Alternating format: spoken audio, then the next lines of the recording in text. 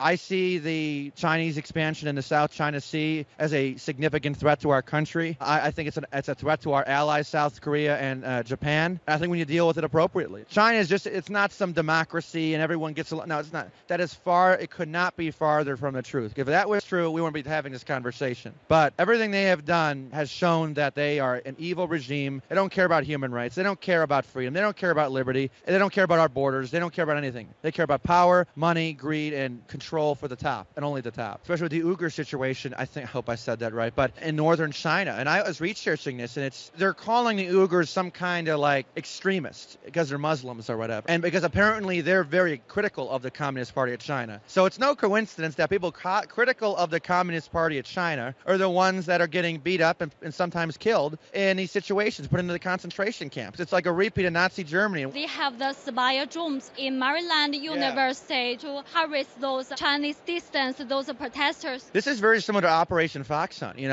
trying to track down Chinese dissidents and prevent them from speaking out against the Communist Party of China. Now we got drones in our airspace flying over college campuses. It gets worse every day. First it's a balloon, then it's drones, then it's actual spies. I mean, it's just like, what's next? Next is like freaking troops on our border. Pardon my language, but it's true. So I think that's a direct violation of our airspace. If we have Chinese agents flying drones over our colleges, harassing anti-CCP protests, first they should be shot down, just like that balloon should have been shot down immediately. It shouldn't even been allowed in Alaska, but welcome to, the current U.S. government. That should not be happening. And if they do, they should be shot down, and the people should be put in prison for that. I think if we don't get serious about it, I think they could pose a very serious geographical and military threat to our country. If we allow them to grow, allow their economies to grow, allow their military to grow, allow them to just be like expand, and be expansionists, great empires like to expand and take over countries so they can control people and so they have more territory to do so with. I think if they continue to grow and continue to get bigger and all that, it's just going to get worse by the day. It's just going to keep getting worse until we're going to have a very serious threat on our hands. And that's going to be a Chinese military bigger than ours and not capable of resisting a possible Chinese invasion. Because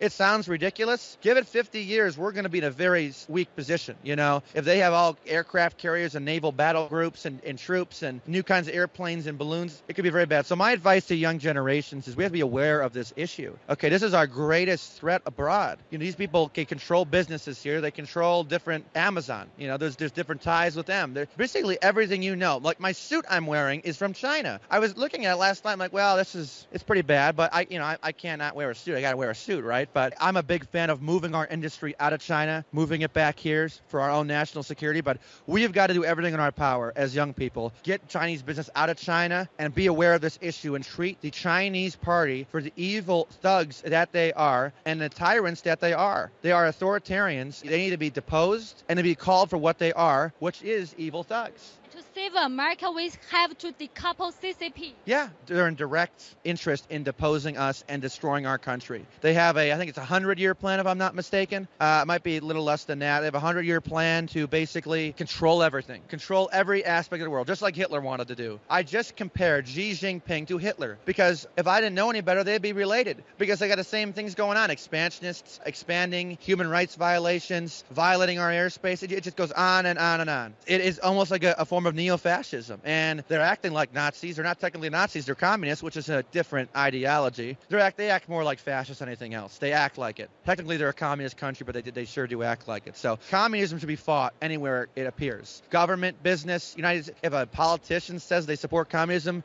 that's an automatic ticket out of office. If they try to run for re-election, they should not be in office. It's that simple. You like communism, you should not have a place. I mean, there's members of Congress in the Democratic caucus who voted to not condemn communism as an evil ideology. I mean, that's sickening. When we have our own members of Congress not doing that, so there's a lot of American conspirators. There's a lot of American sympathizers with the CCP.